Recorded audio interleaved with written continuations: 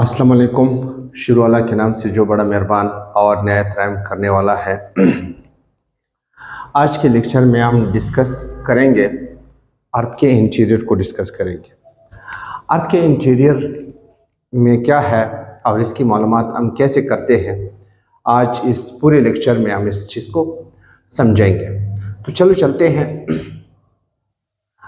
अर्थ की स्ट्रक्चर को डिस्कस करने के लिए या अर्थ की स्ट्रक्चर को, इंटीरियर स्ट्रक्चर को, इंटरनल स्ट्रक्चर को, इनसाइड द अर्थ को मालूम करने के लिए जो जोग्राफर्स होते हैं वो सहारा लेते हैं सेस्मिक एक्टिविटीज़ का। सेस्मिक एक्टिविटीज़ ओनली सोर्स हैं कि वो हमें अर्थ के बारे में, अर्थ के इंटीरियर के बारे में बताएं कि अर्थ के अंदर क्या मौजूद है। तो ये ओनली ये की सोर्स है, ठीक है। और इस सोर्स की बुनियाद पर कुछ हाइपोथेसिस कायम हो चुके हैं, कुछ थेरीज कायम हो चुके हैं। उन थेरीज में ये सबसे प्रोमिनेंट और डोमिनेंट थेरी है। ये क्या कहते हैं, ये अर्थ के बारे में क्या बताते हैं। बेसिकली हमारा अर्थ है और ये जो अर्थ का इंटीरियर है ये बेसिकली इन तीन हिस्सों में तकसीम है। अब इसके मुख्तलिफ पार्ट्स हैं, 1, 2, 3। पहला जो पोर्शन है हमारा क्रस्ट है, दूसरा जो पोर्शन है मेंटल है, तीसरा जो पोर्शन है हमारे पास कोर है। बेसिकली आपको ये पता है कि हमारी अर्थ है, अगर हम अर्थ को देखें तो ये अर्थ का डायमीटर है, ठीक है। अर्थ की जो डायमीटर है वो 12,756 km है, ठीक है। 12,756 किलोमीटर है। अगर आप इसको दो हिस्सों में तकसीम कर दें तो 2, 6, 12, 2, 3, 6, 2, 7, 14, 2, 8, 16।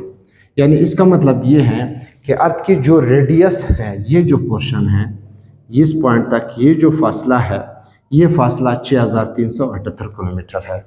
इससे मुराद ये है कि अगर आप यहाँ से यहाँ तक स्टार्ट कर ले या यहाँ से यहाँ तक स्टार्ट कर ले, फासला एवरेज इतनी ही होनी चाहिए। लेकिन यहाँ पे ये सेंटर है, ठीक है। यहाँ से आप शुरू हो जाए यहाँ तक, यहाँ से शुरू हो जाए यहाँ तक, यहाँ से शुरू हो जाए यहाँ तक और यहाँ से यहाँ तक, तो ये फासला सेम है, एवरेज ये है। लेकिन याद रखें कि ये हमारे पे सन का इंटीरियर, सॉरी अर्थ का इंटीरियर है। इंटीरियर से पोल तक और इंटीरियर से इक्वेटर तक ये दोनों फासले सेम नहीं रहते। यहाँ पे फासला जो है वो 6,383 किलोमीटर है।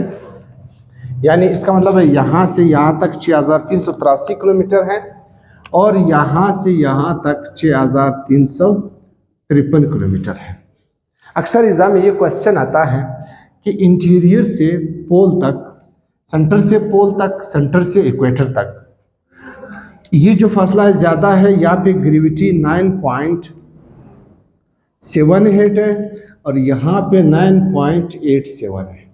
इसीलिए एग्जाम में अक्सर क्वेश्चन आते हैं कि when you are moving from the equator to the pole gravity increases, it is because the radius of the earth at the equator is greater as compare to the radius of the earth over the poles. तो ये फासला कम है और ये फासला क्या है, ज़्यादा है। इस वजह से यहाँ पे ग्रेविटी ज़्यादा है और यहाँ पे ग्रेविटी कम है। एक बात तो ये इंटीरियर ऑफ द अर्थ जो है, ये सोर्स जो हम स्टडी कर रहे हैं, यानी इस इंटीरियर को हम जब देखते हैं, ये इंटीरियर पोल की तरफ कम है, पोल की तरफ जो है वो फासला कम है और इक्वेटर की तरफ फासला जो है वो ज़्यादा है, राइट। अभी हम आते हैं अर्थ के इंटीरियर को डिस्कस करते हैं कि अर्थ के इंटीरियर जो है वो कितने हिस्सों पर मुश्तमिल है। अर्थ के इंटीरियर बेसिकली 3 हिस्सों पर मुश्तमिल है, क्रस्ट, मेंटल एंड कोर। अब हमारे पास मैंने बता दिया कि जब भी हम इंटीरियर ऑफ द अर्थ को स्टडी करेंगे तो उसमें जो बुनियादी पॉइंट है वो सेस्मिक एक्टिविटीज़ है। आप सेस्मिक एक्टिविटीज़ का सहारा लेते हैं, जोग्राफर्स जो हैं वो सेस्मिक एक्टिविटीज़ का सहारा लेते हैं, फिर अर्थ के इंटीरियर के बारे में बताते हैं। तो उन्होंने ये बताया है कि ये जो पहला पोर्शन है जो ज़मीन के सरफेस पर मौजूद है, ये जो ज़मीन मौजूद है या जहाँ ओशन मौजूद है, इसको हम कहते हैं क्रस्ट। तो क्रस्ट के 2 हिस्से हैं, एक हमारे पास है ओशियानिक क्रस्ट, ओशियन पर मौजूद है, जमीन का जो सरफेस, जो अर्थ सरफेस है। दूसरा कंटिनेंटल क्रस्ट। तो ओशियानिक क्रस्ट हो या कंटिनेंटल क्रस्ट हो, ये दोनों क्रस्ट कहलाते हैं, दोनों ही क्रस्ट है। अब ओशियानिक क्रस्ट थोड़ा सा पतला होता है, जबकि कंटिनेंटल क्रस्ट थोड़ा सा थिक होती है। इसलिए हमारे पास जो कंटिनेंटल क्रस्ट हो या ओशियानिक क्रस्ट हो, हम कहते हैं इनकी डिस्टेंस, इनकी जो फासला जो है, इनकी जो रेंज है वो 40 से 50-70 किलोमीटर वो है, मतलब थिक है। यानी इसका मतलब ये है कि ये जो फासला है जो मैं हाईलाइट कर रहा हूँ, ये फासला ये कहलाता है क्रस्ट, ये अर्ड पोर्शन है ज़मीन का। क्लियर? अब इस अर्ड पोर्शन जो है ये दो जगहों पर मौजूद है, ओशन पर भी मौजूद है और अर्थ पर भी, कंटिनेंट पर भी मौजूद है।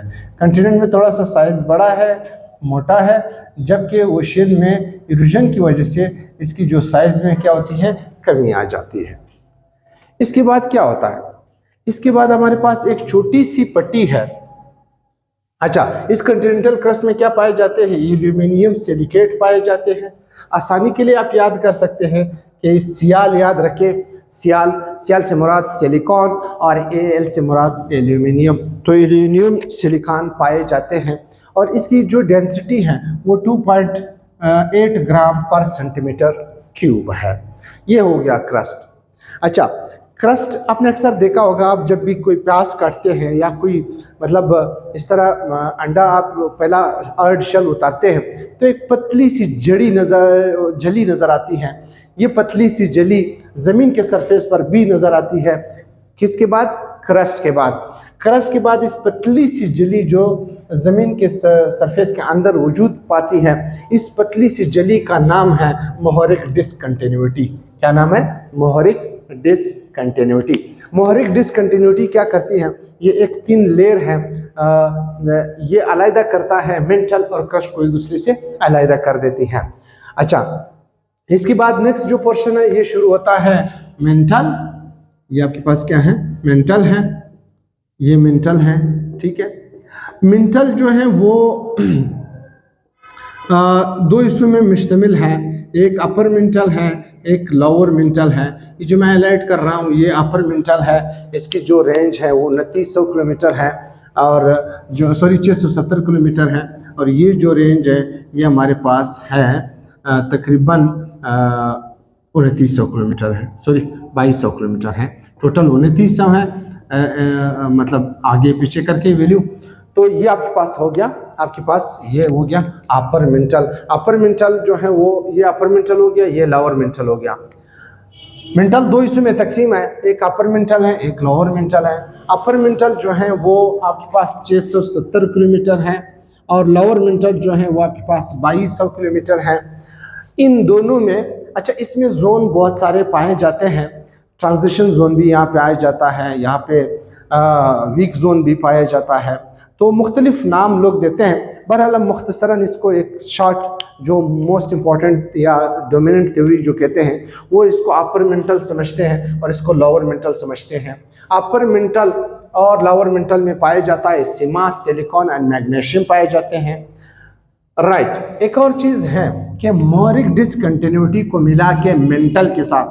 अच्छा, ये जो अपर मेंटल है इसमें पहला जो जोन होता है वो थोड़ा सा सॉलिड होता है, फिर ये हल्का हल्का कमज़ोर होना शुरू करता है, फिर हम इसको कहते हैं कि ये ट्रांजिशन जोन है, इसको हम ट्रांजिशन जोन कहते हैं। ट्रांजिशन जोन 400 किलोमीटर तक है। ट्रांजिशन जोन को अगर हम उसके साथ मिला दे, मोहरिक डिसकंटिन्यूटी के साथ मिला दे, तब इसका नाम बनता है asthenosphere. So asthenosphere is the layer that comprises of Mohoric discontinuity and the upper mental transition zone. upper mental का जो transition zone है और Mohoric discontinuity जो है उसको हम क्या कहते हैं? एस्थेनोस्फेयर कहते हैं, ठीक है। अच्छा, ये मौजूद है, यहाँ पे सिलिकॉन और मैग्नीशियम मौजूद है। यहाँ से फिर ये मतलब हल्का हल्का इसका वो शुरू हो जाता है, change in transition and phases शुरू होती हैं। इसके बाद हमारे पास नेक्स्ट जो बहुत बड़ा लेयर है ये भी हमारे पास कहलाता है जो है उसको कहते हैं हम अपर सॉलिड आउटर कोर। ये जो लिक्विड आउटर कोर, ये जो हमारे पास लिक्विड आउटर कोर है ये बिल्कुल लिक्विड फॉर्म में है और इसके ऊपर पूरा स्टेनोस्फेयर क्या कर देता है, फ्लोट करता रहता है, ठीक है। और यही फ्लोटिंग से आपके अर्थक्वेक्स आते हैं, प्लेट टेक्टोनिक्स कन्वर्जन होती हैं, डाइवर्जेंस होती है, ये सारी इसी वजह से होती है। तो ये हमारे पास जो अपर मेंटल है, सॉरी आउटर कोर है, ये आउटर कोर है और ये इनर कोर है। इनर कोर जो है वो सॉलिड है, ये हमारे पास क्या है, ये सॉलिड है और ये जो कोर है ये लिक्विड है। इसकी जो एरिया है आउटर कोर की, जो एरिया जो मतलब रेडियस है, ये रेडियस है इसकी, ये जो लेंथ है ये आपके पास है 2300 किलोमीटर है और जो हमारे पास इनर कोर है वो 1200 किलोमीटर है। यानी इसका मतलब ये हुआ कि यहाँ से यहाँ तक जो फासला है, यहाँ से यहाँ तक फासला या यहाँ से यहाँ तक फासला या यहाँ से यहाँ तक फासला, ये जो फासला है ये आपके पास 1200 किलोमीटर है। कितने किलोमीटर है, 1200 किलोमीटर है और ये आपके पास सॉलिड है। और ये जो आपके पास फासला है ये वाली, ये पोर्शन लिक्विड है और इसकी फासला जो है वो 2300 किलोमीटर है। तो 1200 plus 2300 plus 2200 plus 670 plus 40 to 50, ये सब मिला के आपके पास ऑलमोस्ट एवरेज फासला ये बनती है। ये जो हमारे पास कोर है इसमें पाया जाता है निकल एंड आयरन पाया जाता है। चूंकि आयरन को फेरस कहते हैं इसलिए हमने आसानी के लिए नाइफ का नाम दिया है। निकल एंड फेरस ऑक्साइड्स पाए जाते हैं और इसकी सबसे ज़्यादा जो हमारे पास जो वज़न होता है वो इनर कोर में होता है। एग्ज़ाम में अक्सर क्वेश्चन आते हैं, वो कहते हैं कि despite extremely high pressure and temperature, ये क्यों जो है इतना सॉलिड है, इसको लिक्विड होना चाहिए। एक और चीज़ ये क्वेश्चन है। दूसरा क्वेश्चन ये है कि अगर हम सरफेस से ड्रिलिंग स्टार्ट कर लें, कोर तक पहुंचते हैं तो टेम्परेचर में कितना फ़र्क आता है। ये एक चीज़ समझे कि जब आप ज़मीन के सरफेस से ड्रिलिंग स्टार्ट कर लें, आप यूँ नीचे जाना चाहते हैं, यानी यहाँ से यहाँ ड्रिलिंग स्टार्ट कर लें, यहाँ से यहाँ तक आते हैं, तो आपके पास जो टेम्परेचर का चेंज है, टेम्परेचर की चेंज को लेप्स रेट कहते हैं। टेम्परेचर लेप्स रेट जो है वो 1 किलोमीटर पर डिग्री सेंटीग्रेड जो है वो टेम्परेचर राइज होता है। यानी अगर आप 1 किलोमीटर कवर करोगे तो टेम्परेचर 1 डिग्री सेंटीग्रेड राइज करेगा। इसका मतलब ये हुआ कि अगर आप 1 किलोमीटर कवर करोगे तो टेम्परेचर 1 डिग्री सेंटीग्रेड राइज होगा, 2 कवर करोगे 2 राइज हो जाएगा, 6378 किलोमीटर कवर करोगे तो आपकी जो ज़मीन के इंटीरियर की टेम्परेचर है वो 6000 डिग्री सेंटीग्रेड के राउंड अबाउट होगा। इसलिए अक्सर ये एग्ज़ाम ये क्वेश्चन आता है कि डिस्पाइट इतनी ज़्यादा टेम्परेचर की वजह से इनर कोर जो है वो सॉलिड क्यों है। ये एग्ज़ाम सीएसएस में भी आया था, ये क्वेश्चन सीएसएस के एग्ज़ाम में भी आया था। तो लिहाजा इसका आंसर ये है कि डिस्पाइट टू हाई टेम्परेचर जो हमारे पास कोर है वो सॉलिड इसलिए है कि इसके ऊपर बहुत ज़्यादा प्रेशर है। ज़्यादा प्रेशर होने की वजह से ये सॉलिड है, मतलब इसको ज़्यादा केमिकल रिएक्शन में ज़्यादा हिस्सा लेना नहीं पड़ता है, इसलिए ये सॉलिड है। एक सेकंड क्वेश्चन ये था कि हमारे यहाँ जो ग्रेविटी है, ज़मीन की जो मैग्नेटिक फील्ड है वो किस चीज़ से कंट्रोल होता है ज़मीन के इंटीरियर में। तो ज़मीन के इंटीरियर में जो मैग्नेटिक फील्ड है वो कंट्रोल होता है लिक्विड आउटर कोर से कंट्रोल होता है। Liquid outer core control the magnetic field. एक सेकंड, ये क्वेश्चन भी मैंने आपको बताया कि why gravity increases when we move from equator to poles।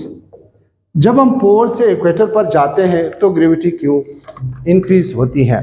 जब हम इक्वेटर से पोल पर जाते हैं तो ग्रेविटी इसलिए इंक्रीज होती है कि ज़मीन के इंटीरियर से, कोर से इक्वेटर तक जो फासला है, ज़मीन के सेंटर से इक्वेटर तक जो फासला है वो 6383 किलोमीटर है, जबकि ज़मीन के सेंटर से पोल तक जो ग्रेविटी है वो डिस्टेंस जो है वो 6353 किलोमीटर है। तो there is a difference of 30 kilometre between the radius of the poles and radius of the equator. इस वजह से ग्रेविटी वहाँ पे ज़्यादा है या फिर कम है। एक एग्जांपल मैं देता हूँ आसानी के लिए। आपके दोनों हाथ है, दोनों हाथ में 2 बंदे हैं, या दो चीज़ें पकड़ी हुई हैं आपने, ठीक है। इसमें आपने रस्सी डाली है, एक बंदा दूर है, एक बंदा नज़दीक है, तो आपके दोनों हाथ एक जैसे काम कर रहे हैं, सपोज दोनों में एक जैसे पावर है, ठीक है। आप दोनों बंदों को खींच रहे हैं, एक नज़दीक है एक दूर है, आप किसको आसानी से खींच सकते हैं? आप जाहिर सी बात है नज़दीक वाले को आसानी से खींच सकते हैं, दूर वाले को आसानी से नहीं खींच सकते हैं। इसलिए आप नज़दीक वाले पे ज़्यादा फोर्स लगा सकते हैं और दूर वाले पे ज़्यादा फोर्स नहीं लगा सकते हैं डिस्टेंस की वजह से। तो इसलिए जब भी आप पोल्स पर जाते हैं तो ग्रेविटी ज़्यादा हो जाती है, और जब आप इक्वेटर पर आते हैं तो फोर्स की जो ग्रेविटी जो है वो डिक्रीज हो जाती है। तो this is the interior of the अर्थ के बारे में। और अर्थ के बारे में हमने बताया था कि ये सेज़मोलॉजी के एक फील्ड है, सिस्मिक एक्टिविटीज़, यानी जो अर्थक्वेक्स आते हैं उनके वेव्स, ये सारा स्टडी हम अर्थक्वेक की वेव से मालूम करते हैं कि अर्थ के इंटीरियर में क्या क्या मौजूद है। तो ओवरऑल दिस लेक्चर मेरे ख्याल में अभी एंड हो गया होगा और आप लोगों को समझ आ गया होगा। आई होप कि कोई क्वेश्चन हो तो आप पूछ सकते हैं। तब तक अल्लाह हाफिज़, मुझे इजाज़त दीजिए। Thank you so much.